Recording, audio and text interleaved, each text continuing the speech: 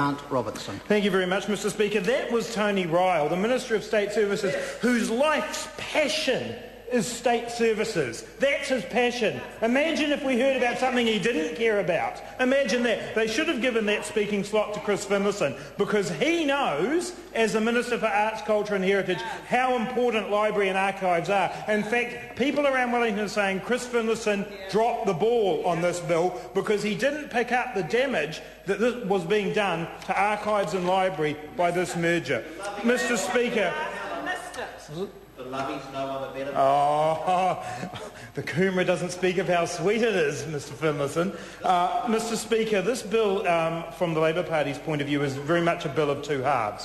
One half of that bill is around the merger together of the Foundation and the Ministry of Research, Science and Technology. And my colleague David Shearer will speak in detail on that. And it's not a particular issue that we oppose there. There are some issues Mr Shearer wants to raise. But that part of the bill, from our point of view, Mr Speaker, is not something we have a great deal of trouble with. However, parts 2 and 3 of the bill dealing with the merger of Archives New Zealand and the National Library into the Department of Internal Affairs is something that we strongly oppose. We oppose it because those two institutions are vital to our constitutional and democratic infrastructure. And this bill will reduce their independence and it will reduce their influence.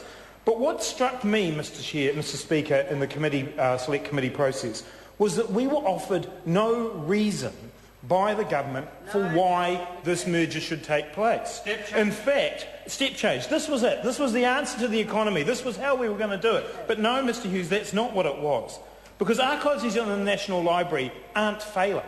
If these were failing government departments, institutions that were struggling to meet their mandate, perhaps that could be a justification for doing this. But actually, in the government's own papers, they said Archives New Zealand and National Library are well-regarded and successful institutions. If it ain't broke, Mr Speaker, why fix it? But the government's pushed ahead. Perhaps it's about savings. Perhaps it's about saving a huge amount of money for the country. Well, no, that's not true. It was very difficult to find out in the committee actually how much money was intended to be saved by this. But it could be as little, Mr Speaker, as $166,000 a year. And there's 15 jobs going. $166,000 a year for 15 jobs. So it can't be about savings, Mr Speaker. We also will raise the prospect that it was about bringing together the technological parts of government, because the Department of Internal Affairs has taken on some of that work from the State Services Commission, and that there was a great deal of digitalisation work. That's right, I've got a big computer, Mr Shearer, that's right. But there was a great deal of digitalisation work going on in Archives New Zealand and the National Library. The problem is that the medium and the message are being confused here. The fact is that National Library and Archives New Zealand do a great deal more than just the process of digitalisation. And that is not enough to justify, and in fact the officials themselves here, it's not enough to justify doing the merger. So we were quite unable in the Select Committee process to actually discover what the rationale was for the government. It seems it's simply an ideological rationale about reducing the number of agencies, no matter that those two agencies, Archives New Zealand and National Library, are operating better than they ever have before. Yet now they're being merged into a department which the Chief Executive himself and the review of the department have acknowledged are struggling to deal with the many different tasks and areas that they have to cover in the Department of Internal Affairs, and now two more are being added in that are critically important institutions to our constitutional infrastructure. But why does this matter, Mr Speaker? It matters because Archives New Zealand provides the ultimate accountability of government. It means that departments have to maintain records. It means that departments have to deposit records. And at the moment, Archives New Zealand's role is critical in ensuring that those records are there. And this bill will reduce Archives New Zealand's influence. It will reduce Archives New Zealand's independence. And that is bad for all of us in the long run, Mr Speaker. Because while it might not make the headlines, this is the material that means that governments are held to account.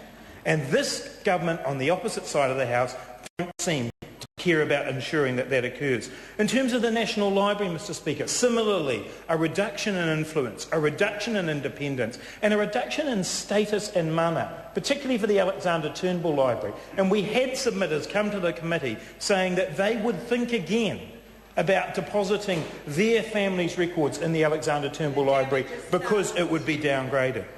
Because during this process, Mr. Speaker, we became aware of the structure that the Department of Internal Affairs is putting in place for this merger. And what that structure will mean is that the Chief Archivist and the National Librarian will be third-tier managers within the Department of Internal Affairs. They won't even, Mr. Speaker, be part of the executive leadership team. They won't be part of setting the strategy for the Department of Internal Affairs.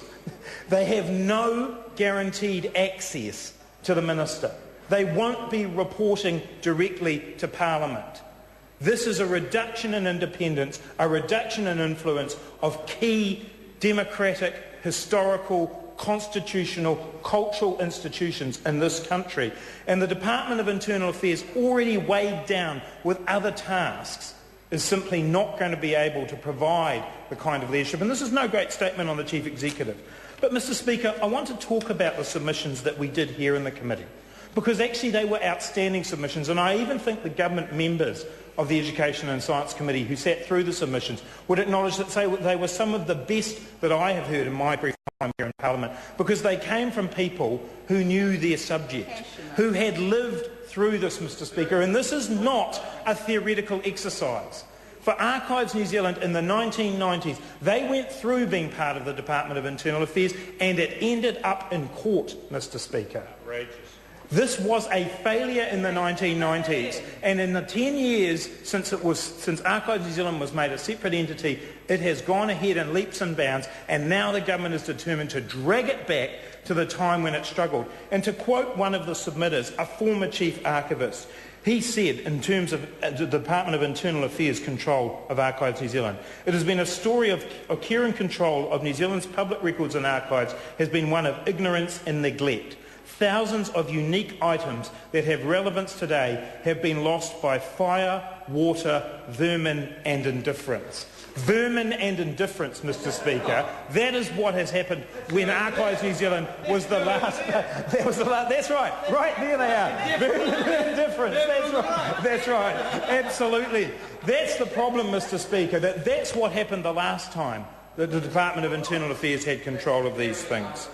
Another submitter said that the Department of Internal Affairs has an unfortunate history characterised by arrested development, lack of resourcing, poor understanding, litigation, rancour and distrust. That sounds like the National Party caucus as well. But it is also the Department of Internal Affairs when it had control of Archives New Zealand. Mr. Speaker, it is simply not good enough for this government to drag Archives New Zealand back to the 1990s when it was the subject of litigation, rancour and distrust. We had two former chief archivists who lived through this, Mr. Speaker, and they know that from their personal experience they were not able to achieve their role fully. It wasn't always because of the Chief Executive of the Department of Internal Affairs. Sometimes they were helpful, but when they weren't, that limited the role of those people performing those key historical, constitutional and democratic roles. Mr. Speaker, this bill is the wrong path to go down. We all want efficient and effective organisations in the state sector. We all want organisations that are providing good services to New Zealand. Sometimes that will come from small independent agencies, sometimes it will come from larger bodies. Here we have a situation where Archives New Zealand and the National Library have been delivering good, quality services to New Zealanders for the last 10 years. If we go back to the 1990s, we simply go back to a period of time when New Zealanders did not know if they could trust the archival records. They did not know if the National Library would be able to provide the services that we all expect it to do for New Zealand. This part of the bill, Mr. Speaker, is wrong. The Labour Party will continue to oppose it, and in the committee stages we will put forward SOPs to try and ensure that there is independence for the Chief Archivist, that there is independence for the National Librarian, that the status and mana of the National Library, the Alexander Turnbull Library and Archives New Zealand are recognised, because these are important institutions. The National Government may not care about that, Mr. Speaker, but we on this side do, and we will be opposing this bill. Call Colin King.